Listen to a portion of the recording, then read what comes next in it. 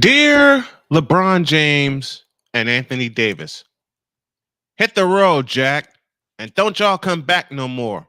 Oh, by the way, Anthony Davis, you a bitch. Let's go.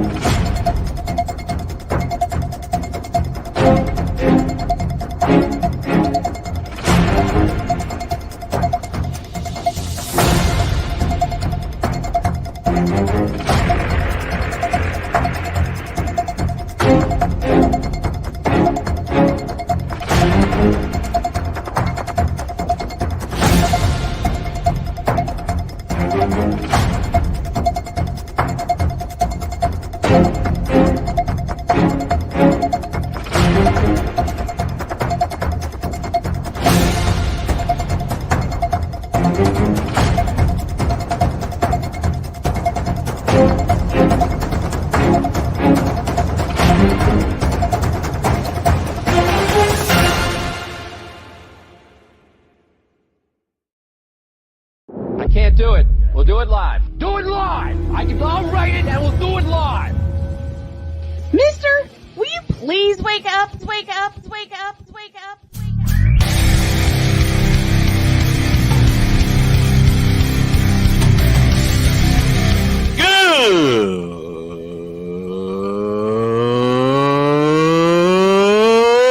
Good morning! Snowman here to all you Brock Purdy and San Francisco 49er haters. Shut up! I gotta thank you, Shane. I mean, whatever happened to the games where breaking 100 points was, I don't know, unusual?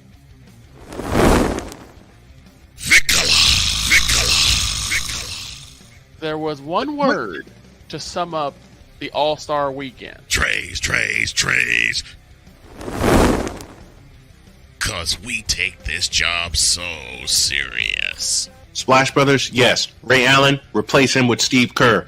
Reggie Miller, yeah.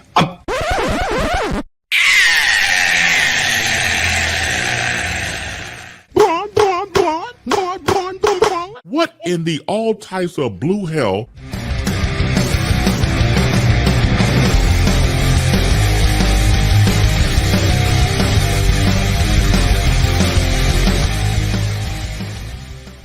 Oh yeah, dig it. Let's get this party started. Good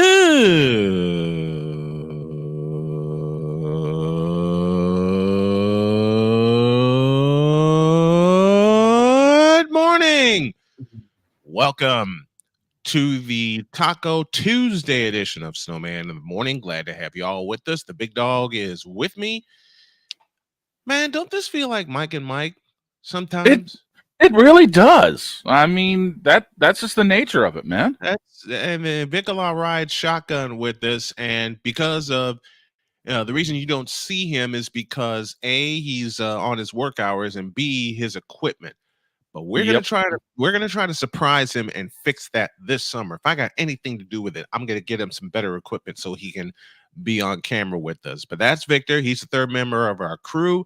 He will be back on tomorrow with us, and we'll roll through the rest of the week. My ambassadorship with the company I have been talking to is hours away from being activated. Man, Just we have had a wild 24 hours. Man, have we ever? I mean, come on here. We've got the new we've both launched the new merch line. Yep. That is insane looking, So, dude. Do you like the logo that I came up with? I love it. My crew loves it. I've already got people saying they're going to be ordering stuff. Dude, this is insanity. 17 years I've been breaking my ass doing things, dude. Starting with the sim racing, coming here, the whole 9 yards. I've represented people. Of course, I had my deal with Wraith Energy. I'm still with them. Good. But to finally say I've got my own merch is monstrous. And the merch is presented by yours truly and Snowman Multimedia, but I didn't put that on the merchandise. I wanted it to be you. You know what I mean? I wanted to put my logo there, but it wouldn't have felt right to me because this is something you have earned, my man. When the idea, look, folks, I can tell you honestly, when the idea hit me on Sunday, my brain was out of control. Seriously, my brain just went nuts. And we just made that thing pop, dude. The original idea was to come up with merch for Diary of a Mad Snowman, which we have. And that's out also. I sent you the link. Which looks insane, dude. I've already got that plugged everywhere too. Dude, I mean, ideas were hitting me like crazy. But when we came up with the Dog's Garage on Sunday, and the idea that I came up with for the logo, which we will reveal tomorrow, for the Dog's Garage, and you told me what your favorite car was, and it just felt like, okay, I got to get this there, and then you told me where to put it. We put the pieces together, and everything's launched, man. And then you got my hand signed touch on that too. I mean, that's just that's chef's kiss, man. Look, that needed your signature. That needed your signature because that is your signature.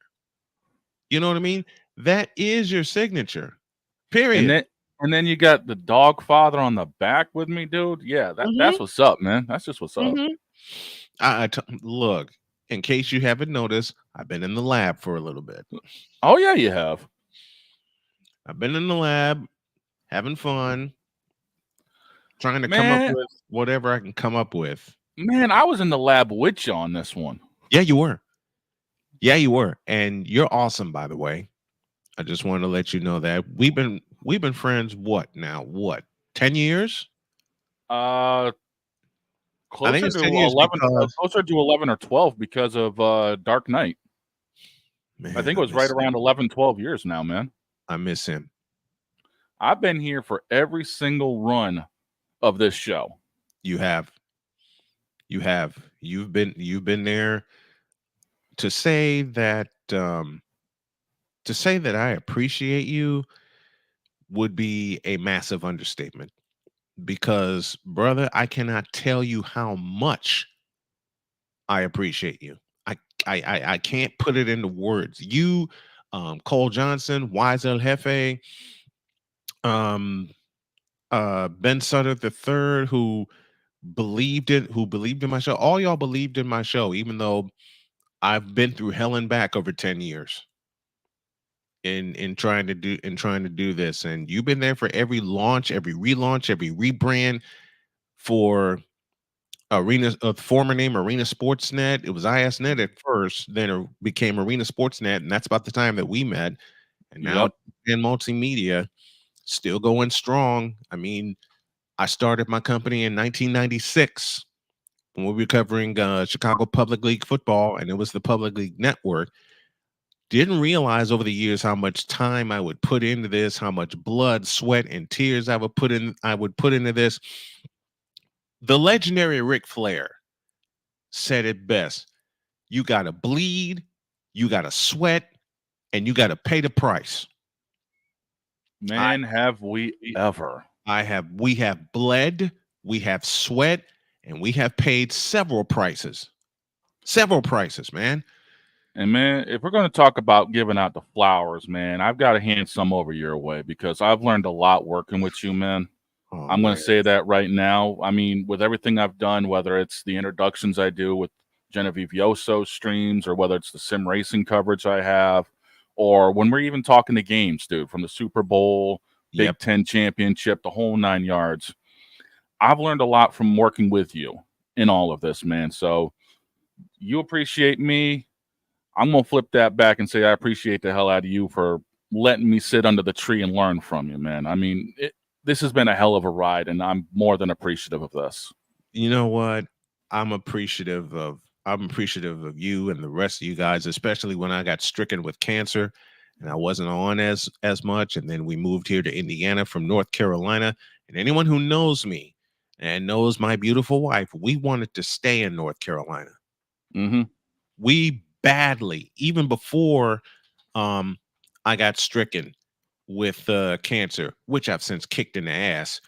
I've dreamt of staying in North Carolina. COVID hit and it messed us up.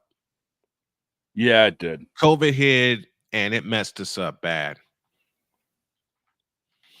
But we're champions and we keep fighting. Me, Jody, Sonia, Dakota, Cheyenne, Sam, Carmen. Oh yeah. We keep fighting. That's what you got to do in this lifetime, man. And we've been fighting for everything we've gotten to this point. Yep. Living for JC is with us. Says glad to hear you've beaten it. That's wonderful. Yeah, and I got to tell that story. Shane wasn't online when this happened. February 15th of last year, we went into Dr. Roganoff's office, me and Jody, and we were getting blood work. I was getting results from my blood work and talking to him about how I could continue to control my bowels, because when I first got out of the hospital, I had a bowel problem. I could keep nothing in, I could keep nothing down, and I was always running to the bathroom. And I know people are going to go, why are you talking about that? A, because it's me. B, men need to know. And C, I want y'all to know and hear what I've been through. But we were in the office taking a look. We were in the office, I'm sorry, talking to Dr. Roganoff. And Jody, oh, my beauty. I love her so much. Jody said, we are waiting until the anniversary of the surgery, which would have been April 4th, to find out if he's in remission. And then Dr. Roganoff looked at us and said, the remission's already started. Man, you want to talk about a celebration? Right. Let me do this. And I pay homage to Cole Johnson for the elements that he's given us, the elements he's going to give us. Oh, yeah, definitely. I talked with Cole yesterday about things, and after wishing him a happy birthday, I said, dude, I appreciate the hell out of everything you've done for this place. Yeah, man. This is his fingerprints. And I love the fact that he has his fingerprints all over this. When I brought him aboard 2 years ago, I knew I needed him. Hey, man. I knew I needed him. But when we found out that I was in remission, Both of our eyes popped out. I'm shaking. I'm absolutely shaking before I jumped up like I scored a touchdown and pretended to spike the ball like George Kittle does. And I'm pumping my fist. I gave Jody a hug and a kiss. Dr. Roganoff is like laughing, but he wasn't laughing to be facetious. He was laughing because I think for the first time he's seen me happy in all of this. Because we met Roganoff in 21 when we immediately moved back up here to Indiana. Both Jody and I were dancing to the car. Man, you know what? Let me do this before we go to our first break. You want to know what Jody and I were doing? We were doing this.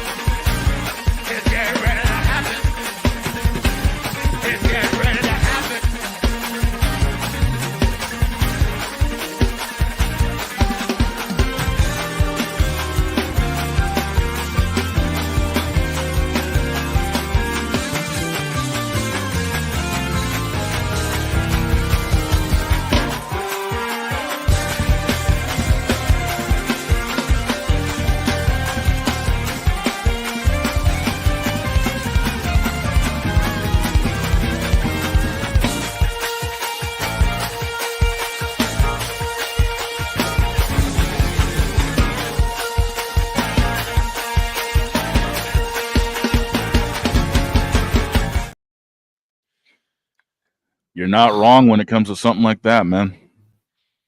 I mean, oh, I mean, you want to talk about a happy dance? Oh, I feel you, man. Trust me, I feel you. Oh man, I can't express enough. I can't express enough how much you all mean to me. It was the love of you guys.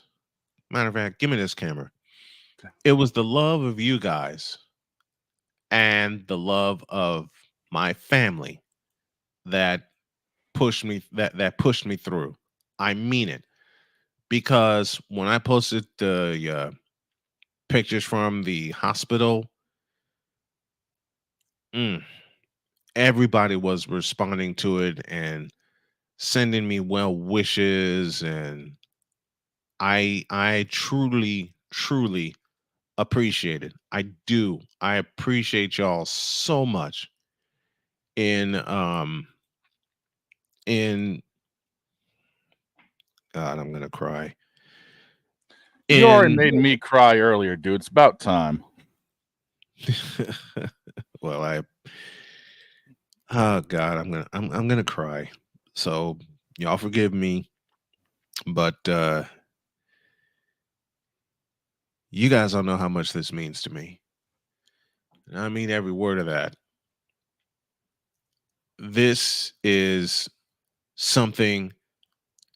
I mean, hell, I thought I gave up. You know, when Duke University Cancer Center told me that there was nothing they could do, they couldn't operate on the tumor, I all but gave up because I thought I didn't have the strength to fight. And my wife said, no, you're not doing that. And then she made me laugh again. She goes, Mister, you're going to beat this ish. That turned the light on. What started the train was when I got done with the surgery. We were at home and I didn't want to do anything. And she looked at me and says, I feel like you've given up. That started the train rolling.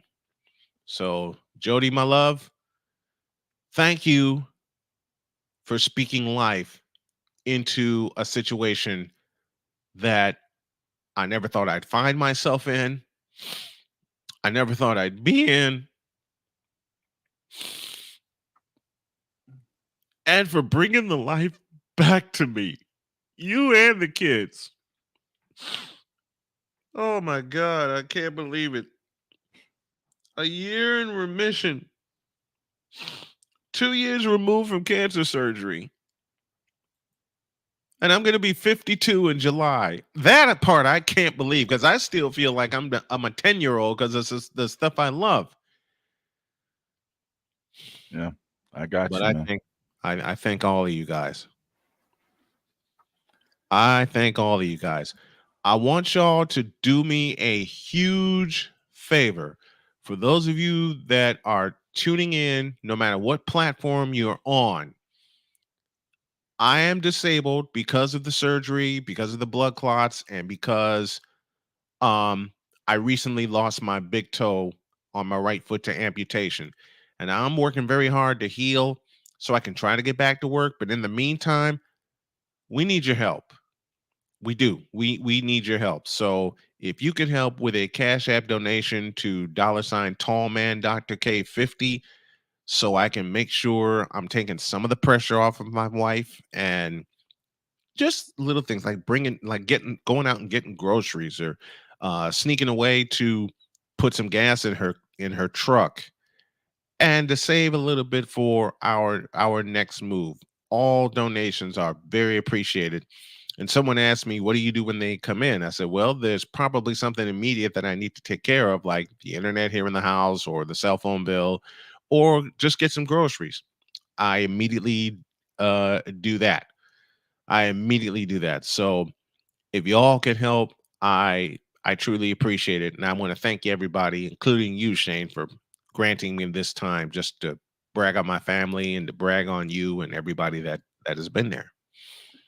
Man, the flowers are deserved on your end. Trust me. I'm just here enjoying the ride with you. Well, the ride's just getting started. Today's episode is just getting started.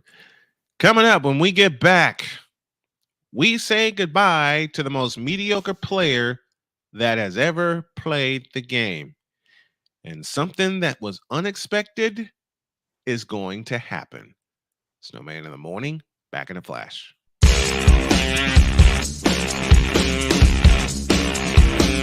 This is Snowman in the Morning.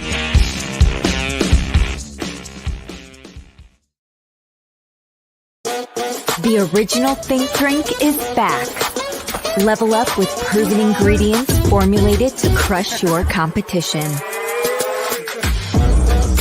No gimmicks, no jitters, no messing around. Just high-potency results that keep you moving day or night. There's a new nerd in town, and we came to play. Nerd Focus. Smarter than energy. SeatGeek is the ticketing app for fans like Boomstick Lady. No free throw is safe from the roar of her sticks. SeatGeek helps her find a seat in the direct eye line of the shooter so she can sit where her boomsticks make the biggest boom. Everybody okay? SeatGeek handles the tickets to sports, concerts, and more, so fans can fan. Are you waking up in the morning with a sore jaw, headaches, maybe even ringing in your ears, all because you're grinding and clenching your teeth at night? That's exactly what was going on with me. That's when I found this, the Brux Night Guard. Now, the Brux Night Guard redirects the bite force away from the back teeth, reducing jaw pain while still protecting the teeth. This unique design is what makes Brux Night Guard different from all other traditional grind guards. Go to BruxNightGuard.com and order yours today. Hey everyone, I'm joined by my old friend, Mr. Ellis Williams, aka Mr. Biggs. You called me and you told me, you said, man, I got Car Shield and it worked. What made you get it? I have this old SUV and I know the manufacturer warranty is about to run out. I don't want to get stuck with expensive car repairs. Right. So I gave Car Shield a call. Coverage was very affordable and there was no long-term contract. A few months after that, transmission went on my car. I took it to my mechanic, they called Car Shield and saved my family and I $2,400. Car Shield is America's #1 auto protection company. Their administrators have paid out over $1 billion in claims and cover most vehicles from 5,000 to 150,000 miles. You'll receive 24/7 roadside assistance, courtesy towing, rental reimbursement at no additional charge. Give Car Shield a call today before it's too late. Remember, Car Shield cars go farther. Protect yourself now against expensive auto repair bills. Call 800-513-9263.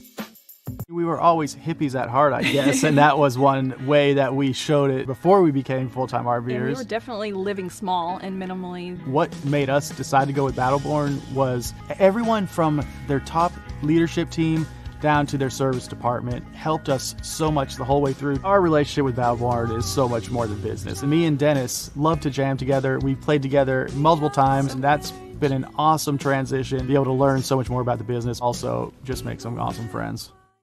Alicia. You can't hold somebody to that standard if you haven't voiced what you want and what you're needing from that. Mika. If you're not communicating expectations, you're waiting for your feelings to be hurt. Nicole. A lot of people don't want to take the time out to be alone and to get themselves together. Ivan. You got to be willing to work through stuff. And from the jump street, y'all done had problems. Maybe you don't need to be working through those. BS3 Network proudly presents Queen 3 and King podcast. Live every Tuesday at 7 p.m. Central.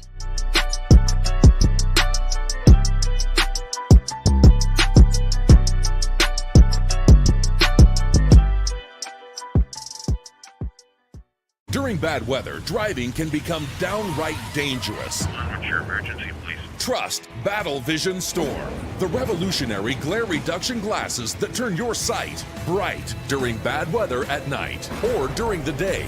Watch your ordinary vision become extraordinary. Battle Vision Storm uses light optimizing lenses that block blue rays so you see clearly in heavy rain at night or blinding snow during the day.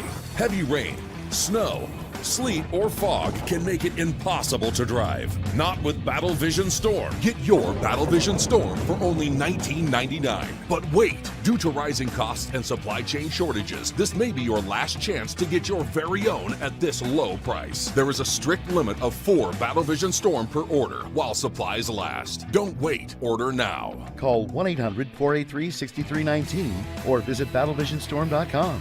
So call 1-800-483-6319 now.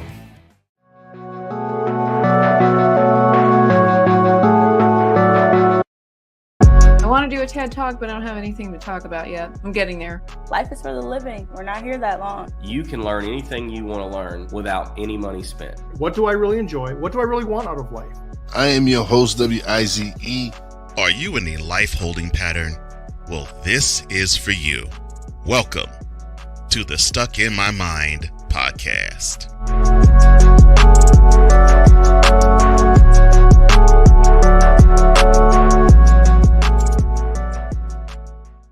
So Snowman's been asked, who's the face of the NBA? The face of the NBA has been residing in the Bay since he got here. And his name is Wardell Stephen Curry, the only unanimous MVP in NBA history. Take that. Oh, yeah! Welcome back to Snowman in the Morning. We are here. Welcome back to the Tuesday edition of Snowman in the Morning. Glad to have y'all with us. And I never thought I would be doing what I'm about to do because it's the wrong day. But before I do, Amelia Huckelbauer, who has a one-woman show entitled All I Care About is the Yankees. She'll join us at the top of hour number 2. We're going to extend the show to a full 4 hours beginning Labor Day. So hang on to that. We're just piecing everything together as we go along and as we entertain you guys every day.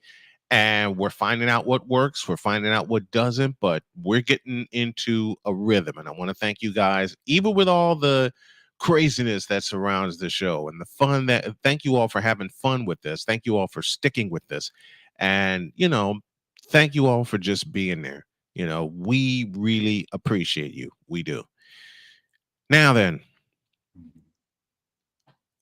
I saw something. You mean something found you? Oh, yeah, this found me. This.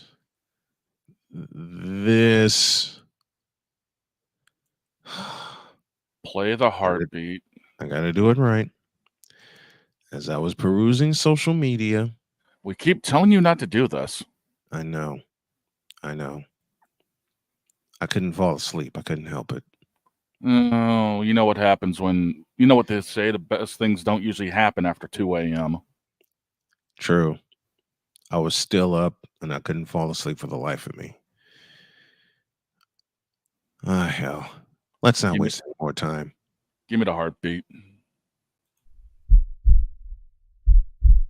In a world where partial greatness is celebrated and total greatness is shunned, there stands to be a figure on the lips of those who love him and those who hate him.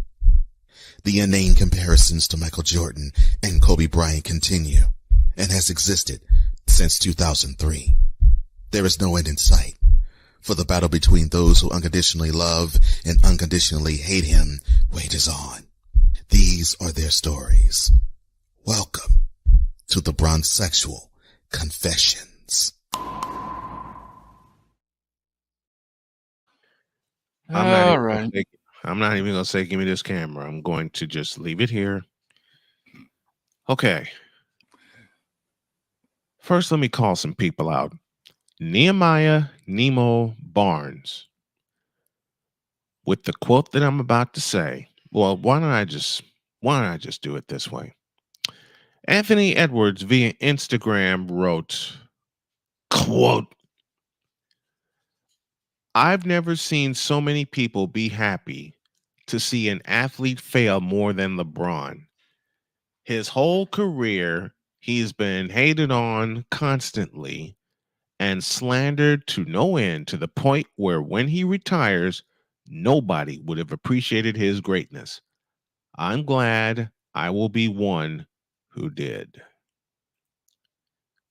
Close quote. Let me read that again. Quote. I've never seen so many people be so happy to see an athlete fail more than LeBron. Lies. His whole career, he's been hated on constantly and slandered to no end, to the point where when he retires, nobody would have appreciated his greatness. I'm glad I'll be one who did. Close quote. I begin with two words. What greatness? Oh. Let me go on. Let me go on before I rip this to shreds. Nehemiah, thank you, Cole Johnson, for allowing me to keep it. Nemo Barnes said, quote, like I always say, it's not the professionals who hate LeBron, not even the scholars of the sport. It's usually just MJ fanatics or people who teams got beat by Bron. That's why it's all entertainment. Close quote. Let me do this. Let me do this. People want entertainment. They should have seen Patrick Mahomes on Monday Night Raw last night. And let me do this. Nehemiah Nemo Barnes. Are you fucking kidding me?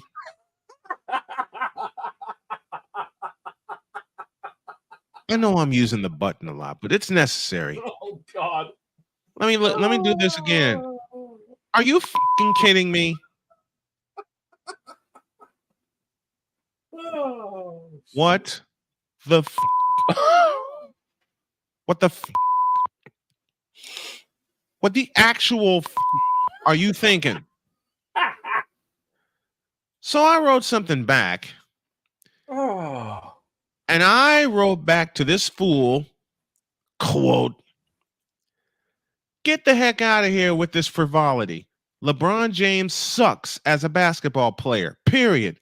He's done nothing to influence the game. He's done nothing to change the game. And most importantly, he's done nothing to revolutionize the game. In other words, comma, LeBron James as a basketball player is pure unadulterated trash. Hashtag Snowman says, hashtag student of the game. Close quote. I mean, you're not wrong. Dogfather, I direct you to do a simple 3-word statement that I say all the time. Find the lie. And there ain't one to be found. So Nehemiah wrote me back with a bunch of laughing emojis. Well, that tells you there's a clown right there. And he goes, so which are you, the MJ fanatic or fan of a team that lost to LeBron? Yeah.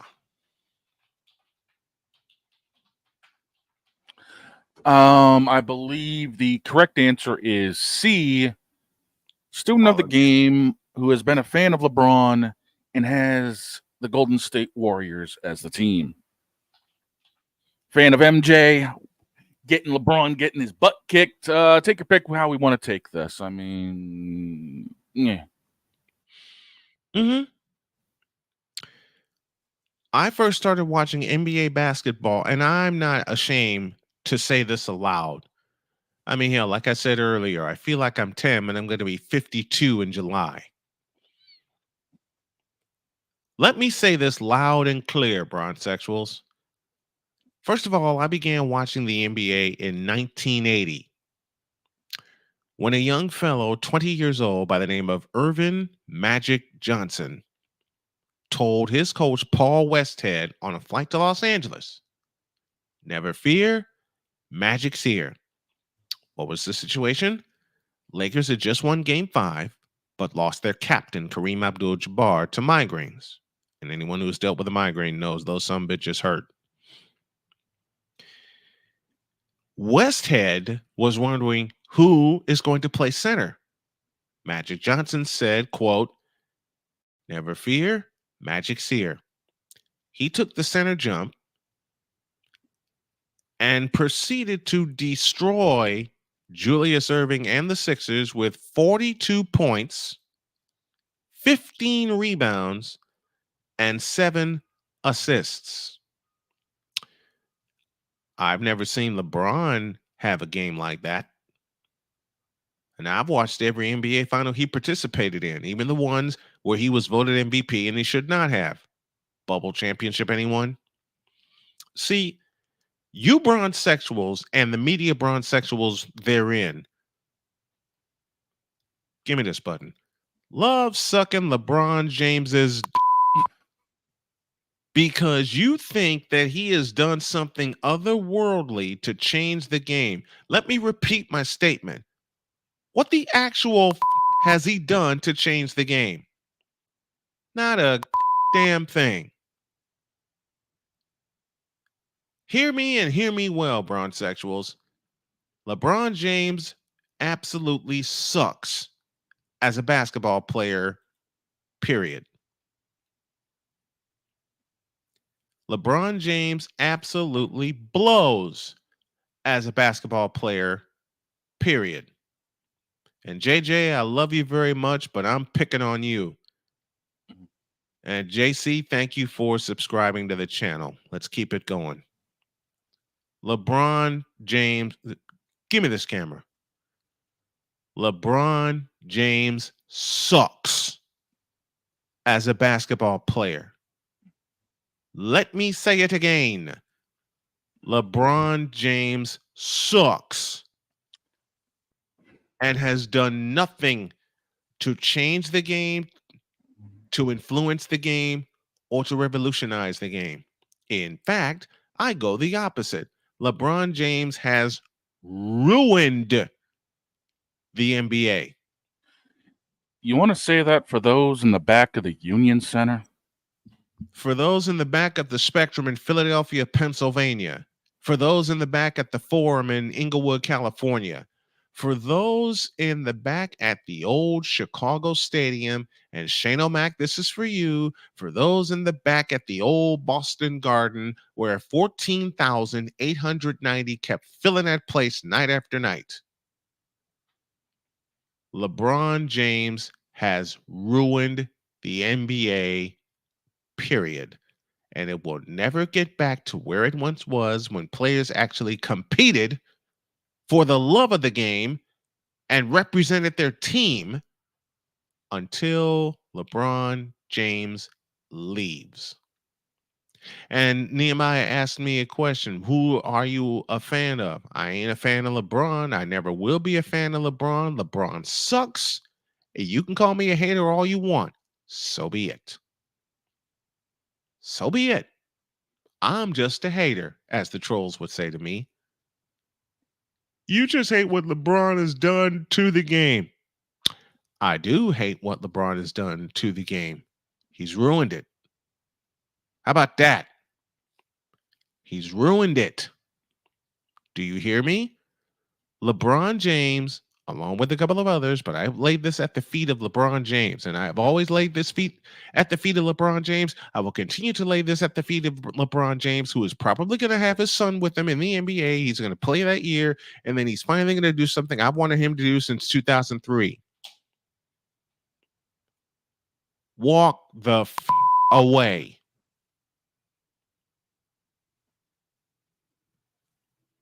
Hear me well, brown sexuals. And this doesn't include play-by-play with JJ. I love the brother dearly. LeBron James, you a bitch. Oh, I knew that was coming. You know me too well, Shane. Oh, I mean, Listen. Find the lie. You're going to need to say that again in a couple of seconds when I say this. The era was supposed to go from MJ to Kobe to LeBron. That didn't happen. Why? It went from MJ to Kobe. We saw that in 1998 at Madison Square Garden in the All-Star game. Find the lie. It partially went to Allen Iverson, who I have adored. Find the lie. That playoff series in 2001 was a rocket ship of a series. But the era didn't even go to Allen Iverson. It sure as hell didn't go to LeBron James. Let me say this. LeBron James has never had an era. Period. Why? A 6'3", 180-pound, baby-faced assassin came in, cut his legs out, and took the era from him. And his name is Wardell Stephen Curry. And I've had bronzexuals already this morning attack me saying, what has Stephen Curry done that LeBron hasn't done? It's pretty simple. Stephen Curry has something not even MJ achieved. Unanimous most valuable player. And at the bottom of hour 2, I got a second one of these. Oh boy. You bronzexuals are not going to like it. And I'm happy for it. Why is the NBA ruined? Yes, LeBron, it is you. It has always been you. It always will be you forever and ever. Amen. Now get out of my face, you stupid, thirsty bitches. In a world where logic and sense flies completely out the window, while purple and yellow glasses are donned, rises a figure who encourages ridiculous, undying loyalty. Good Lord, I'm about to throw up. This has been yet another installment of The Bronzexual Confessions. I figured Malik Jones would show up. Jordan sexuals are worse than bronzexuals. No, we're not. Because Michael Jordan actually played defense. Matter of fact, listen. Michael Jordan has done something. And yes, I am a big fan of Michael Jordan. I'm also a fan of Magic Johnson, Kareem Abdul-Jabbar, Larry Joe Bird, Julius Erving. He was my first favorite player. Julius Erving was my first favorite player. And Ryan McCarthy just said it. Just because you've been around the longest doesn't mean you're the greatest. And LeBron's nowhere near the greatest. I told you, I got a big one in hour 2. And I called a complete audible on what we were talking about today because I got some running to do. I got to get my oil changed and things like that. So this is a potluck episode. Listen to me carefully. And no, Malik, I didn't create a whole morning show to hate on LeBron. I just saw that one quote and I went off. If we want to do a whole show on LeBron, we could, but yet again, why would we? I'd have to grab a garbage truck for all of that. Yeah, one just rolled by my house. I should have stopped him.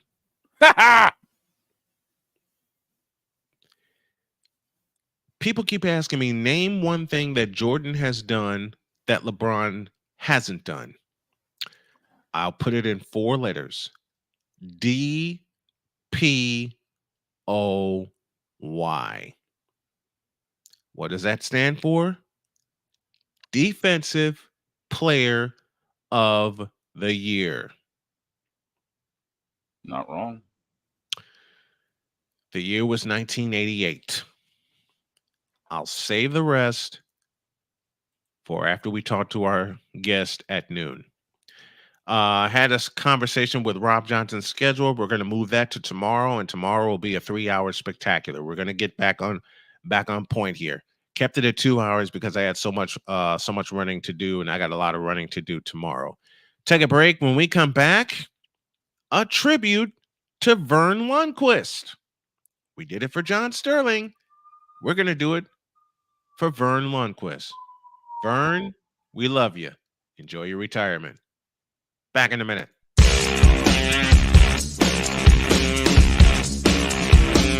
This is Snowman in the Morning.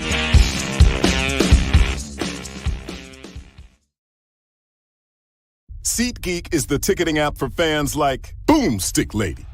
No free throw is safe from the roar of her sticks. SeatGeek helps her find a seat in the direct eye line of the shooter so she can sit where her boomsticks make the biggest boom.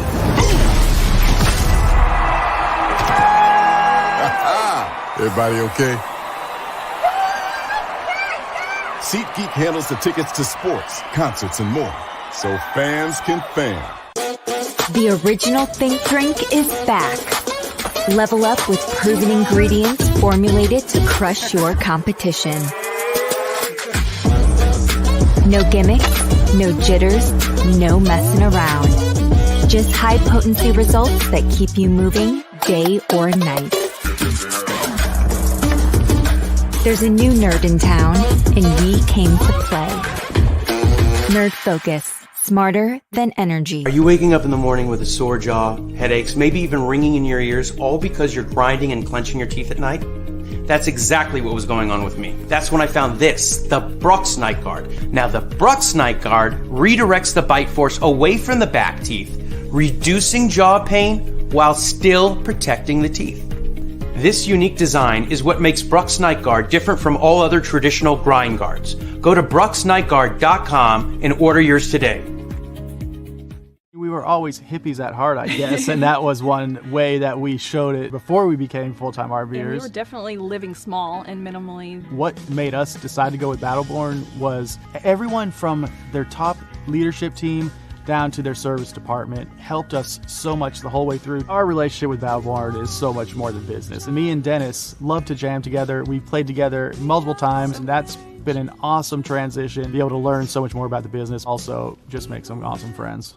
Hey everyone, I'm joined by my old friend, Mr. Ellis Williams, aka Mr. Biggs. You called me and you told me, you said, man, I got Car Shield and it worked. What made you get it? I have this old SUV, and I know the manufacturer warranty is about to run out. I don't want to get stuck with expensive car repairs. Right. So I gave Car Shield a call. Coverage was very affordable, and there was no long-term contract. A few months after that, transmission went on my car. I took it to my mechanic. They called Car Shield and saved my family and I $2,400.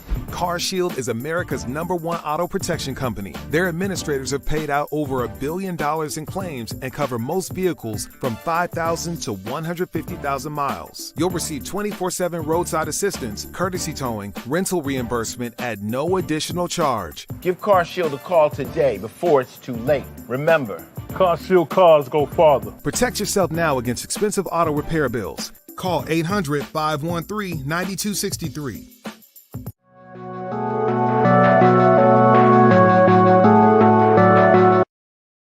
I want want to do a TED Talk, but I don't have anything to talk about yet. I'm getting there. Life is for the living. We're not here that long. You can learn anything you want to learn without any money spent. What do I really enjoy? What do I really want out of life? I am your host, WIZE. Are you in a life holding pattern? Well, this is for you. Welcome to the Stuck in My Mind podcast.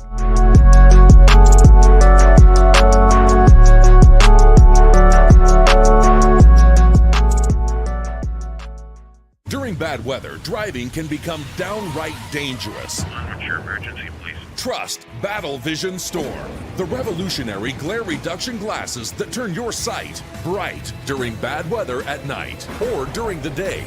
Watch your ordinary vision become extraordinary. Battle Vision Storm uses light optimizing lenses that block blue rays or blinding snow during the day. Heavy rain, snow, sleet, or fog can make it impossible to drive. Not with Battle Vision Storm. Get your Battle Vision Storm for only $19.99. But wait, due to rising costs and supply chain shortages, this may be your last chance to get your very own at this low price. There is a strict limit of 4 Battle Vision Storm per order while supplies last. Don't wait, order now. Call 1-800-483-6319 or visit battlevisionstorm.com. So call 1-800-483-6319 now. So Snowman's been asked, who's the face of the NBA? The face of the NBA has been residing in the Bay since he got here. And his name is Wardell Stephen Curry, the only unanimous MVP in NBA history. Take that. Oh, yeah! Welcome back to Snowman in the Morning.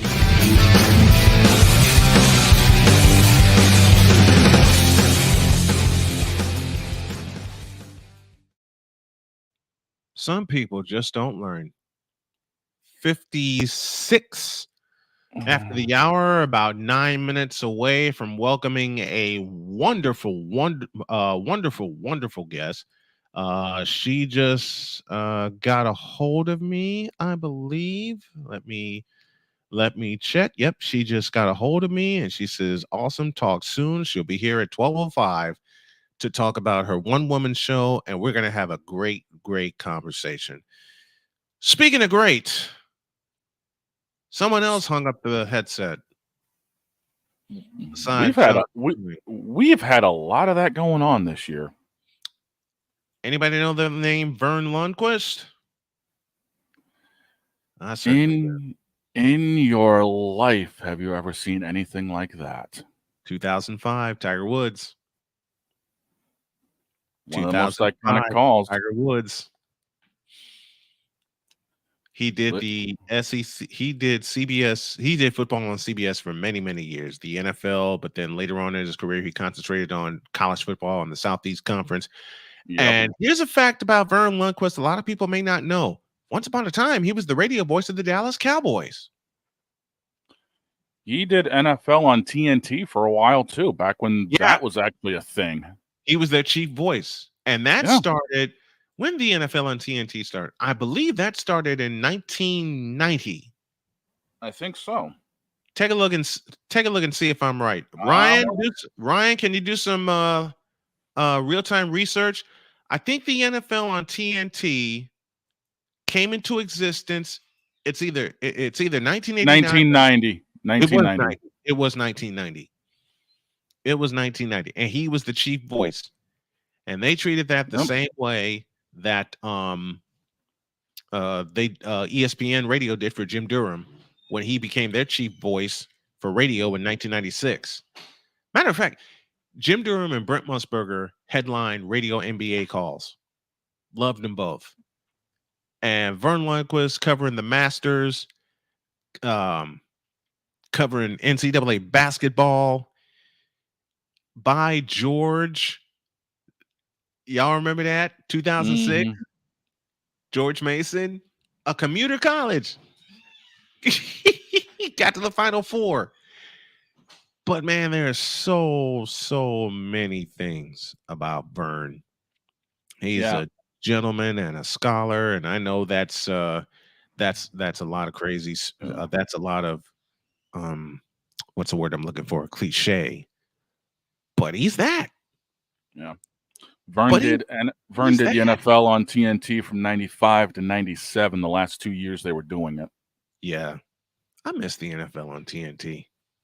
And I miss Sunday, him doing Sunday night games. Oh, you know who was the first headline voice for the NFL on TNT? The late, great Skip Carey. Yep. Skip Carey did it. And then Vern Lundquist took over in 95 when Skip went back to concentrating on the Atlanta Braves because they were in the process of winning a World Series. Yeah. He called a game winner. I was watching Tennessee versus Georgia one year, and I forgot the year. But current 49er Jawan Jennings caught a Hail Mary and beat Georgia between the hedges. I listened to that.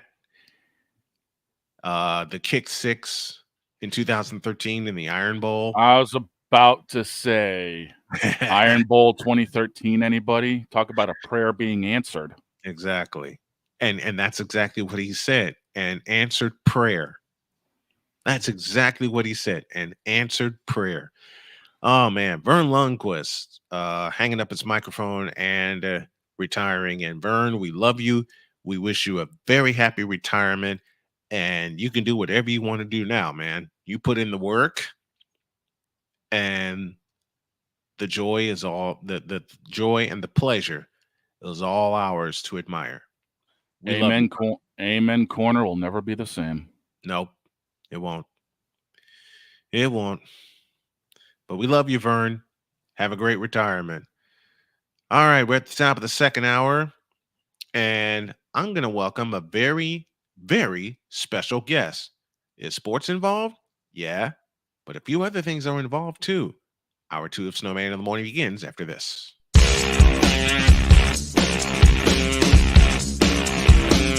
This is Snowman in the Morning.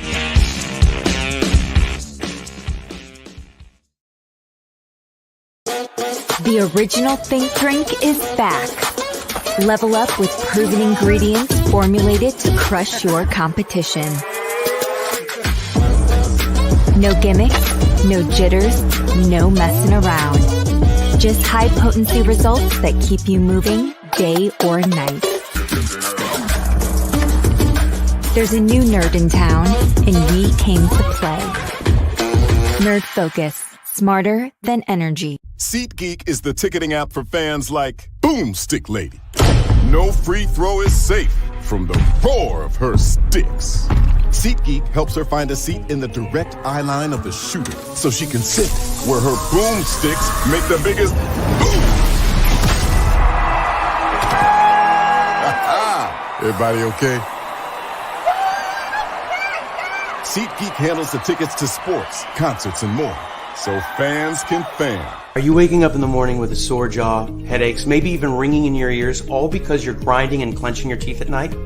That's exactly what was going on with me. That's when I found this, the Brooks Night Guard. Now, the Brooks Night Guard redirects the bite force away from the back teeth, reducing jaw pain while still protecting the teeth.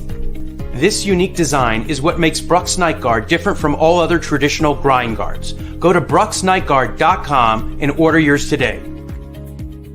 Hey everyone, I'm joined by my old friend, Mr. Ellis Williams, aka Mr. Biggs. You called me and you told me, you said, man, I got CarShield and it worked. What made you get it? I have this old SUV, and I know the manufacturer warranty is about to run out. I didn't want to get stuck with expensive car repairs. Right.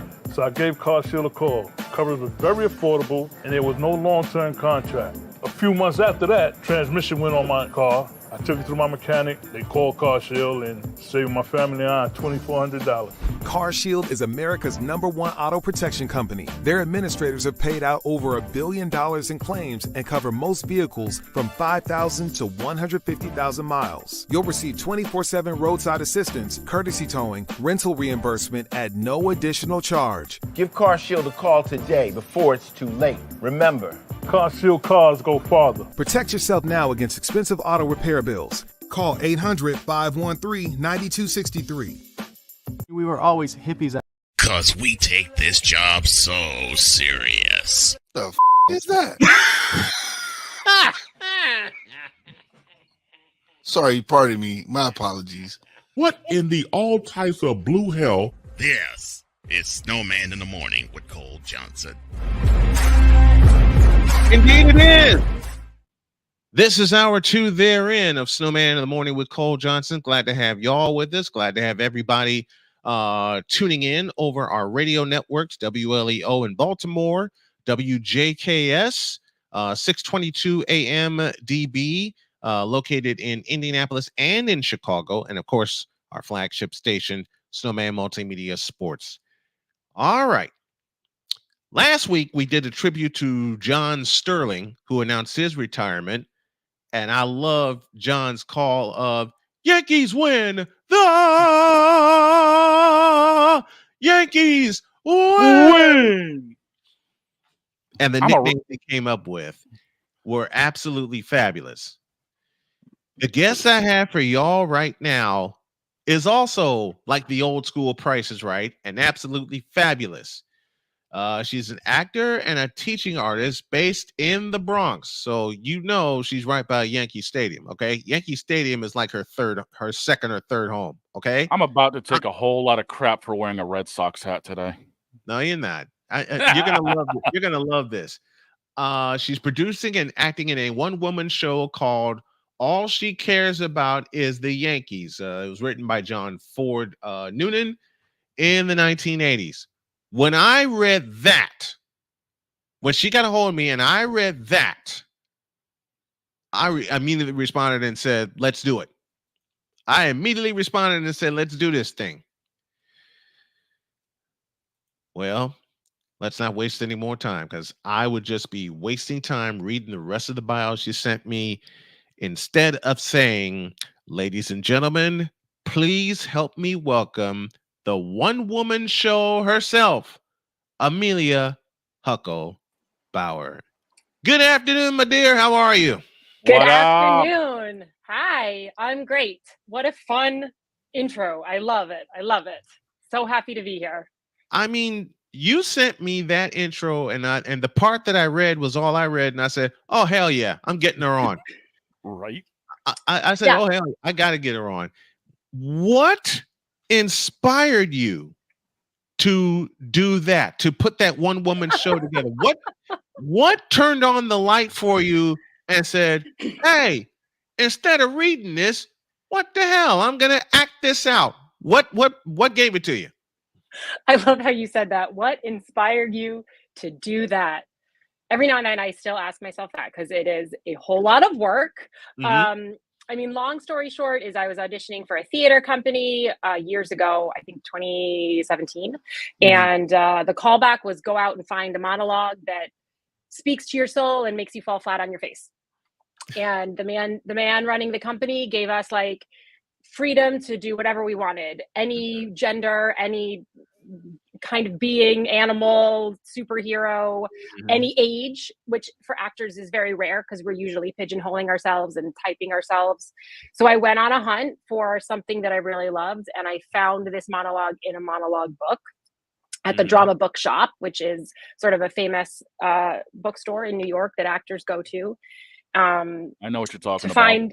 Yeah, Lin-Manuel kind of just saved it post-COVID because it's, you know, like everything else in New York, it has to pay rent. So it needed a lifeline, and it got it.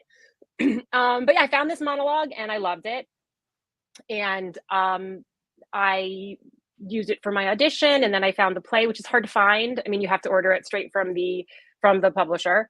And then I was working on it in one of my acting classes with one of my old time acting teachers who've known me since I was 17. And he said, well, you should just do the whole show.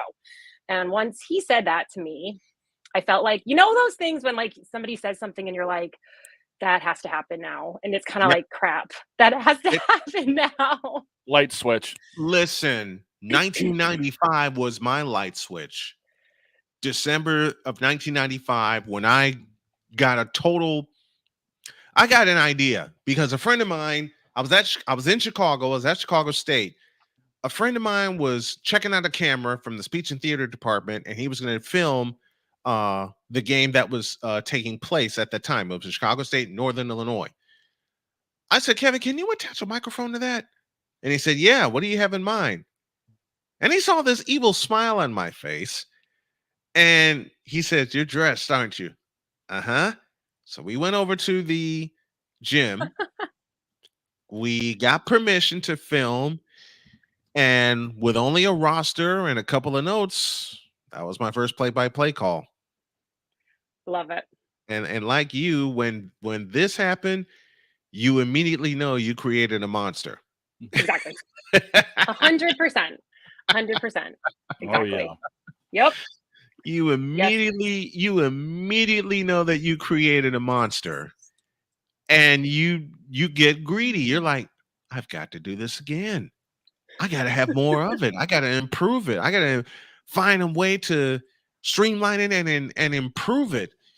And with this, I read this, and I immediately became interested. What made you choose this? What made you choose this show? It was a couple of things. I mean, to me, what was so fascinating is the premise of the play is a 39-year-old woman in Greenwich Village who cannot leave her apartment. Mm-hmm. So mind you, I found this before COVID, although sort of during COVID, it did occur to me that audiences may relate to it in a different way. Right. So that was helpful and I think interesting.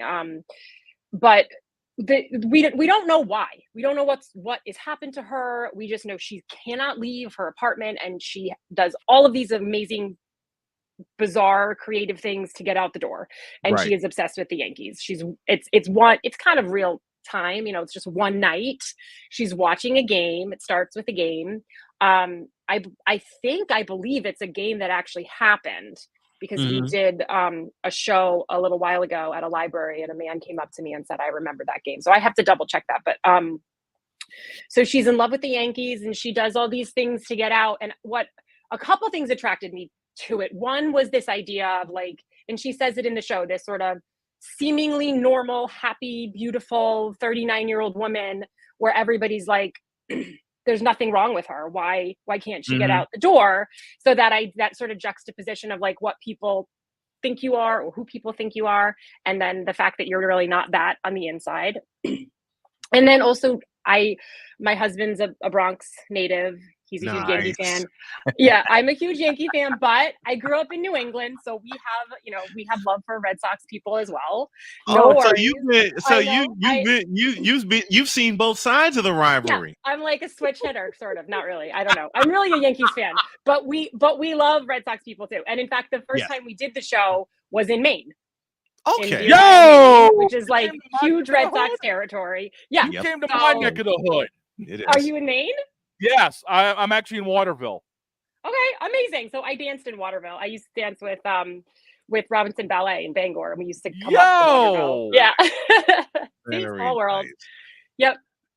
Yeah, so we were in Deer Isle. Yeah, we did this show in Deer Isle in July of 2022. Yeah, that's like 2.5 hours north of me. Yeah. My parents are we're in Blue Hill. My parents are in Blue Hill. Wow. So, yeah. But yeah, so I mean the in a lot of ways the show is also sort of like a little bit of a love song to old school New York and like old school Greenwich Village, which I love. I mean, I guess I'm kind of old school and yeah, that's nothing wrong with that. It was all of that. And then the other thing is that she's so creative, and like, even though she's in this place that is just not good, she is so determined, and she's just trying so hard. And we have a really small team, but we say to each other all the time, like, we feel like we could work on this show and like never quite figure it out, never quite crack it, because it's just so interesting and there's so much to talk about. There's just so much in it. So that is what drew me to the show. And the Yankees part is a bonus. And it's really fascinating. And I think it's also great because I'm hoping that it will appeal to some people who don't necessarily come to a lot of theater. Like, my dream is to have baseball fans come who just like don't come to theater. That's what I hope is going to happen. So I think that'll be a huge crossover for sure. Yeah. It is. Yeah. Yep. Why should you mentioned baseball fans? Why should baseball fans come see this show? What's your goal with that? I mean, I think it will. I mean, number one, I think it will be fun. It's 1983. Billy Martin is managing the Yankees. Yes. Goose is Spanky's favorite player. Guidry is on the mound when the show starts. Louisiana And Lightning. I mean, what else do you need? There's a little bit, there's some Babe Ruth action, not on the TV. That's, Okay. she's not, it is historically accurate, but there's some Babe Ruth fun stuff. There's 3 huge Yankee dolls. There's small Yankee dolls. There's some fun Yankee memorabilia. But mostly I think it's just, I mean, she's such a fan, and it's super interesting because she has an amazing baseball mind. And another thing we talk about a lot is that if it was 2024, Spanky would probably be like one of the first female managers, because she was ahead of her time. Oh, and I beautiful. know that because my manager, my director is works for MLB. He does statistics, and he is a little bit in charge of the pitch clock, of all things. Yes. So yes, I know. Yeah. So he, which is, that was like not even the reason I hired him. I hired him for his like artistic fantasticness, but it's also was obviously an incredible, huge bonus that he's so knowledgeable about baseball. And he talks a lot about how Spanky, the character, really did know what she was talking about and was ahead of her time in terms of how she like kept stats. And honestly, it's over my head, but I think that part is really fascinating. So I think it will be interesting to baseball fans. Yeah. That is incredible. I mean, honestly, just hearing about this now, you've got me hooked if you ever come back up here. Well, I mean, we're ready to go anywhere if people will have us. So, Oh, there's an opera house just about 2 minutes down my door. Hey, there you go. Let's make it happen. I'll come to Waterville. I want to see this show because I grew up on baseball. I absolutely grew up on baseball. My father and my grandfather got me involved in it. My uncles were involved in it. I played a little bit of Little League baseball. Tried out for my high school baseball team as a sophomore. Couldn't cut it, but I then tried out for the varsity team. Couldn't cut it there. So as far as playing baseball, the dream was dead.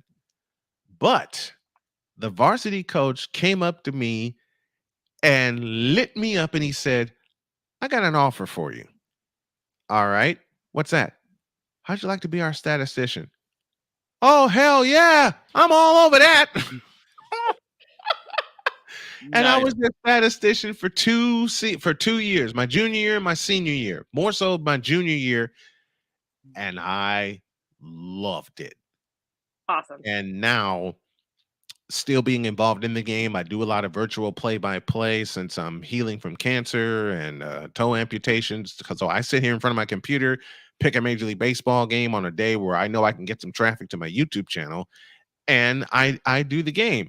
But I do have a goal this June to get back in the booth live and call the Indiana High School State Baseball Championships at Victory Field in Indianapolis, Indiana. And I want to make it a weekend. I want to bring my wife with me. And there's all kinds of stuff I want to do. Let me welcome the audience from a Worldwide Sports Radio Network. I mistakenly forgot to start the stream with them. So what I will do is reload this at 2 p.m. so y'all can see the entire show, can see the entire replay. And my apologies to that. Now, my biggest question is, with you guys being in the Bronx, obviously you've been down to the new ballpark and everything else. We mentioned earlier John Sterling's retirement. What is the ultimate John Sterling call for you? Oh my God, I don't. My husband's in the other room. He's still on spring break. I should ask him. I don't know. I mean, I will say that when I think my director Jonathan told me first. And I like texted my husband. I was like, "Did you know that John Sterling retired?" Because it was like, I think the Tuesday, Sunday, we were listening to the game in the car. And I mean, I guess for me, it's more just like watching my husband listen to him, and my husband's the kind of fan, like if he's watching the game in the other room, and I think somebody and I don't know. He has this reaction, I really think somebody's died. And that happens all season. I keep thinking someone's dead, or he got it. He really, I mean, he's a Bronx guy. He's lifelong Yankee fan. Yeah. So I'd really have to ask him. And I mean, just what you said, he always talks about how the nicknames are amazing. I mean, my son, who's almost 5, wore his Aaron Judge t-shirt to school today. Nice. So I think, and he's falling in love with the game at this age. And I think like Judge is his favorite player. So I think, I think it's like the nicknames that sort of like come into our house a lot since we have the young Robinson kids. And, Cano, don't you know? Yeah.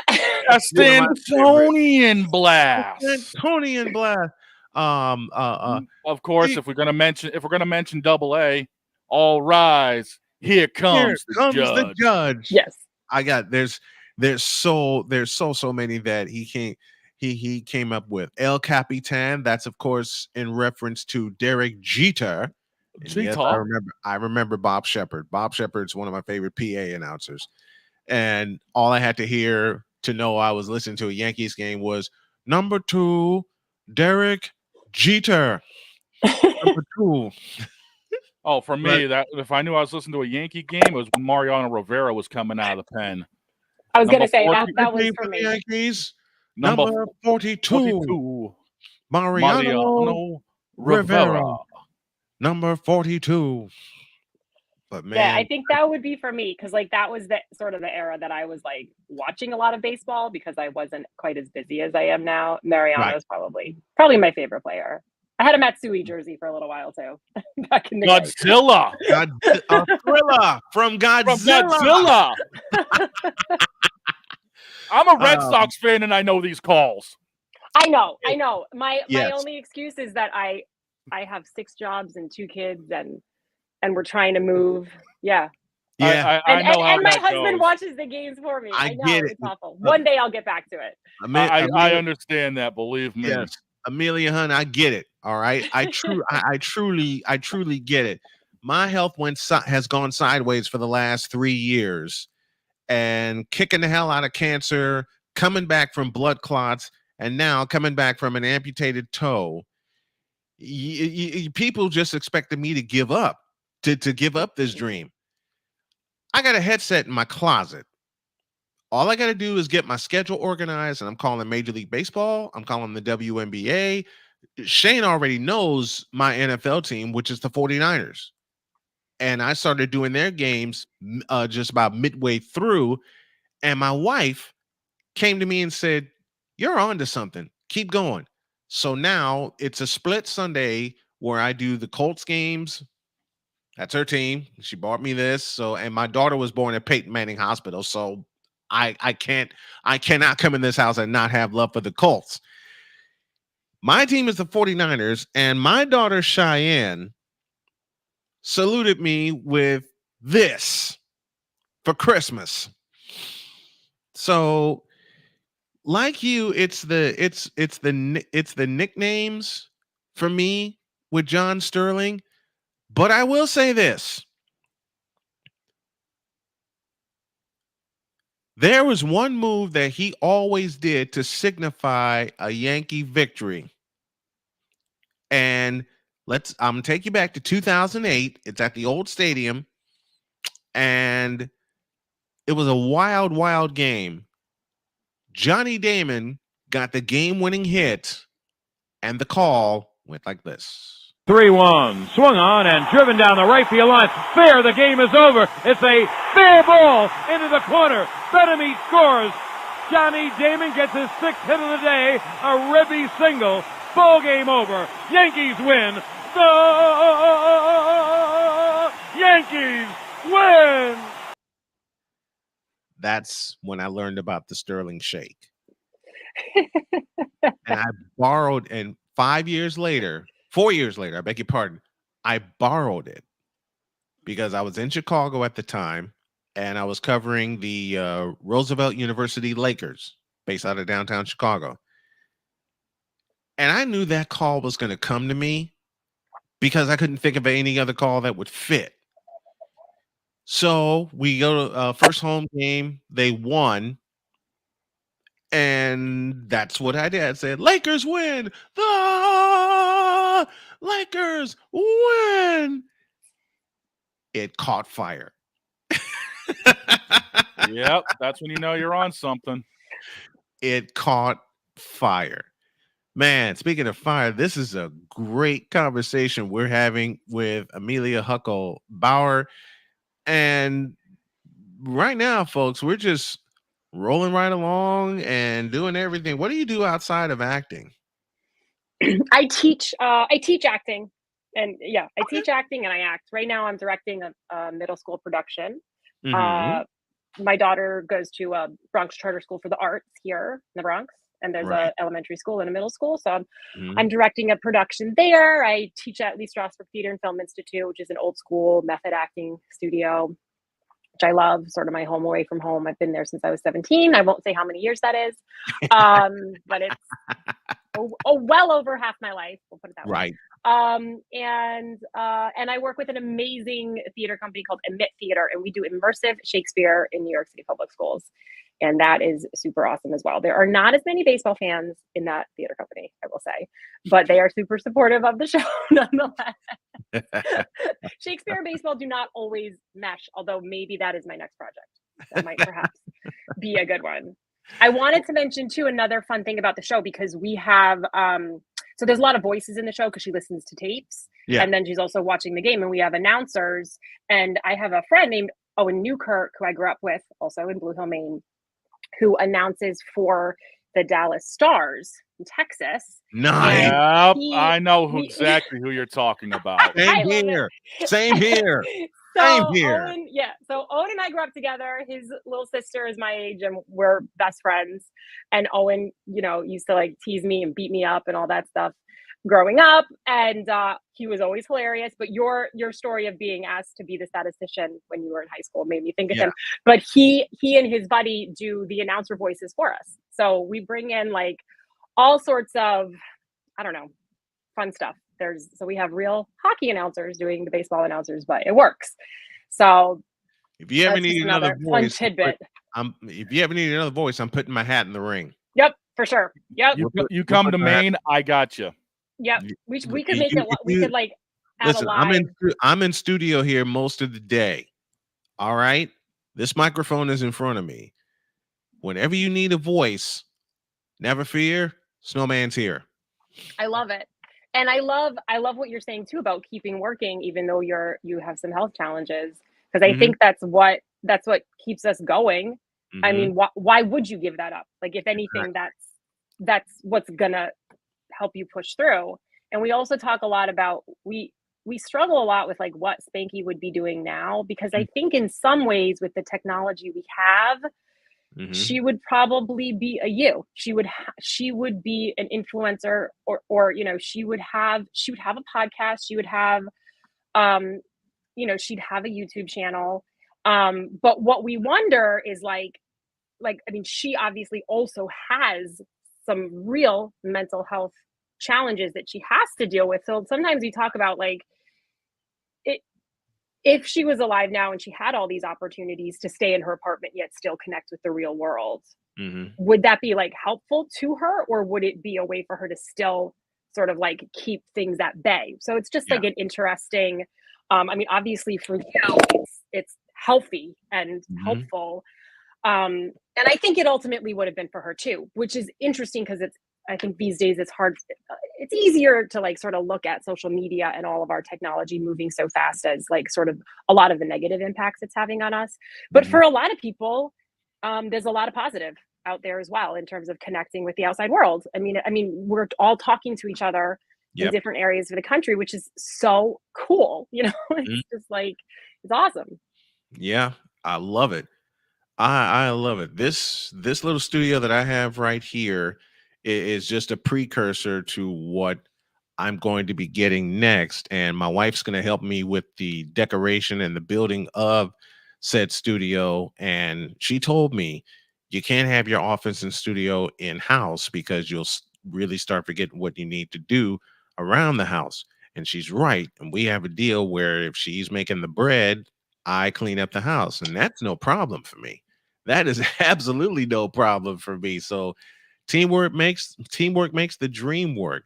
And though she teases me all the time about announcing games, she was one that looked me in the eye and said, I want you to chase your dreams. Man, Man, do you know what that does for you when a woman tells you that? Chase your dreams. That is something else. I mean it. That is something else. Speaking of something else, that's what this conversation has been. Oh man, Amelia Hucklebauer joining us here on Snowman in the Morning to kick off hour 2. Man, I love you very much. I love your production. I want to see it one day. And I'll say again, you ever need a sports voice? Never fear. Snowman's here. I got you.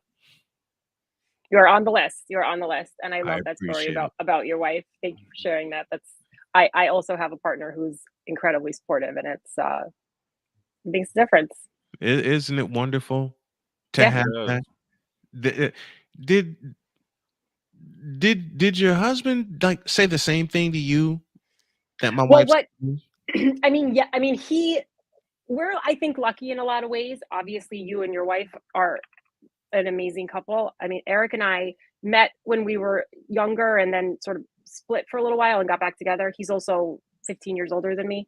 But we got married when we were fully grown adults and we knew exactly what we wanted. And there wasn't much, it was like, if we're doing this, this is what we're doing. This is who I am. This is who you are, et cetera, et cetera. So he knew ahead of time, I'm an actor. That's what I do. And what he said to me many times, especially because when we had kids, we have an 8-year-old and an almost 5-year-old, I took off of work mostly because none of my jobs, as wonderful as they are, really supplement childcare to that extent. It didn't make sense for me to keep working.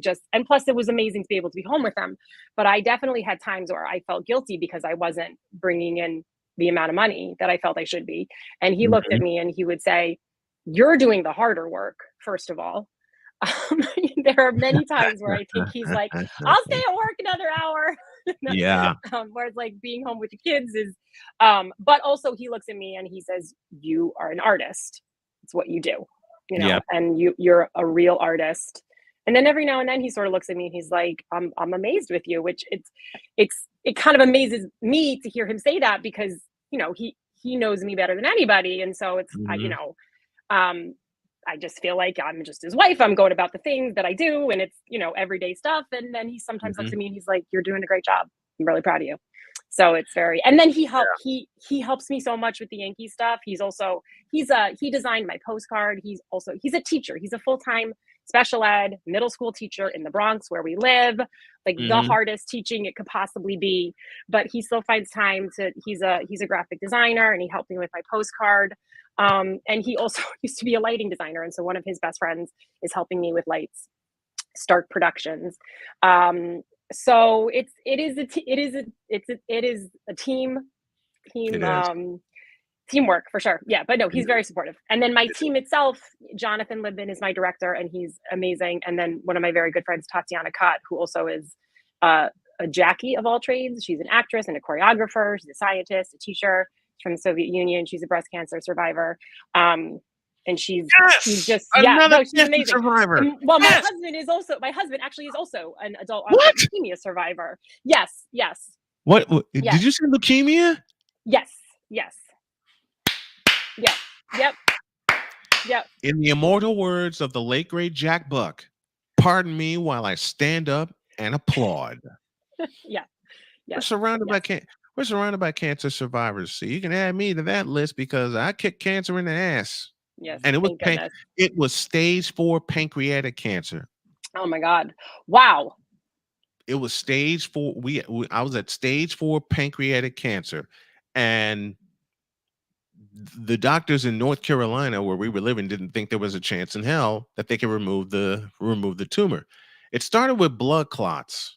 And this is how sports helped me. When I was laying on a table at Duke University Cancer Center, and they were sucking the blood clots out of me, I looked to my left, and on the television was, wouldn't you believe it, a hockey game.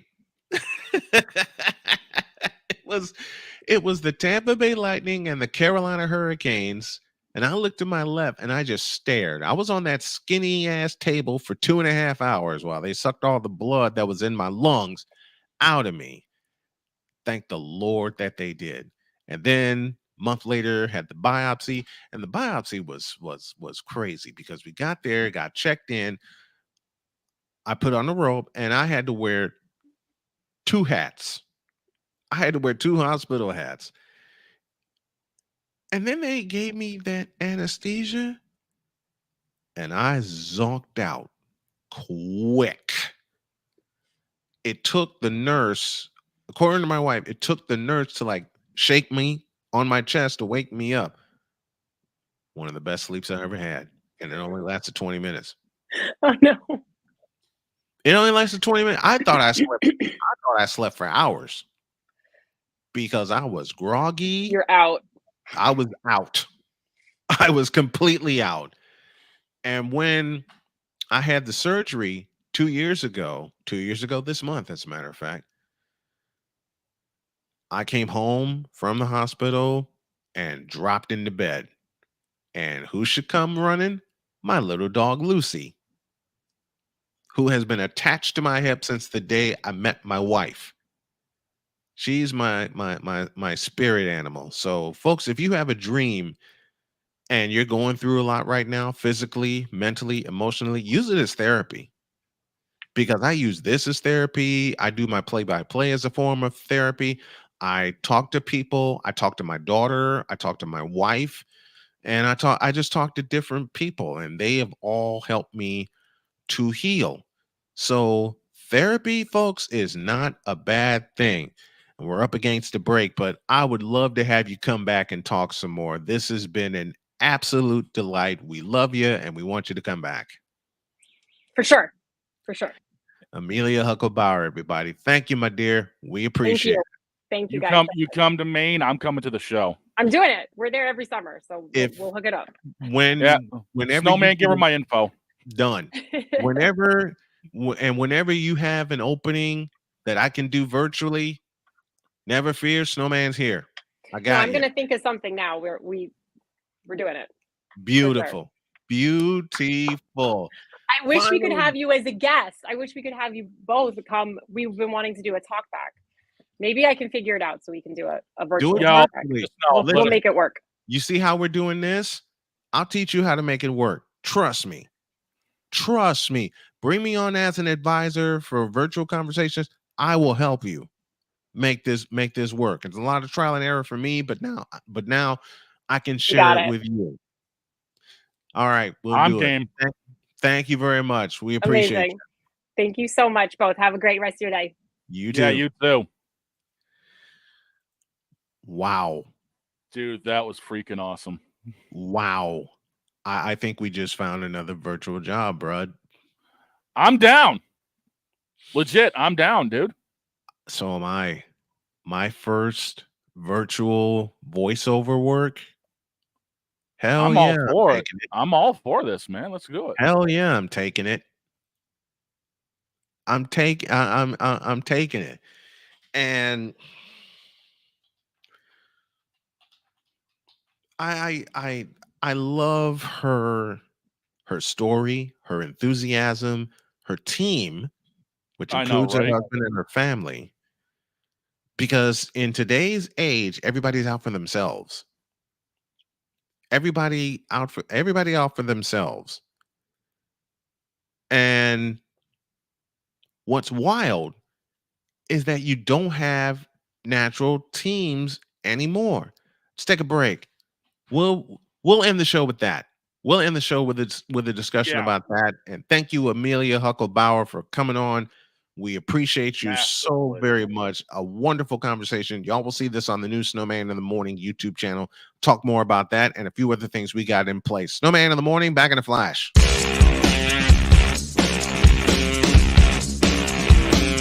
This is Snowman in the Morning.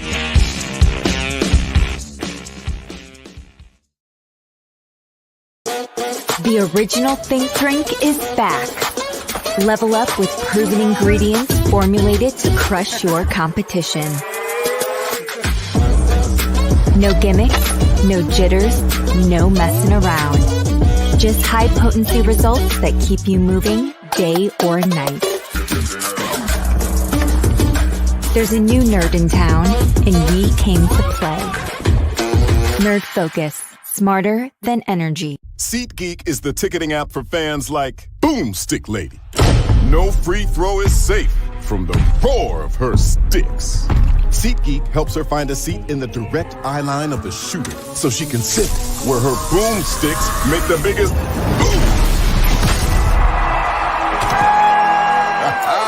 Everybody okay? SeatGeek handles the tickets to sports, concerts, and more, so fans can fan. Are you waking up in the morning with a sore jaw, headaches, maybe even ringing in your ears, all because you're grinding and clenching your teeth at night?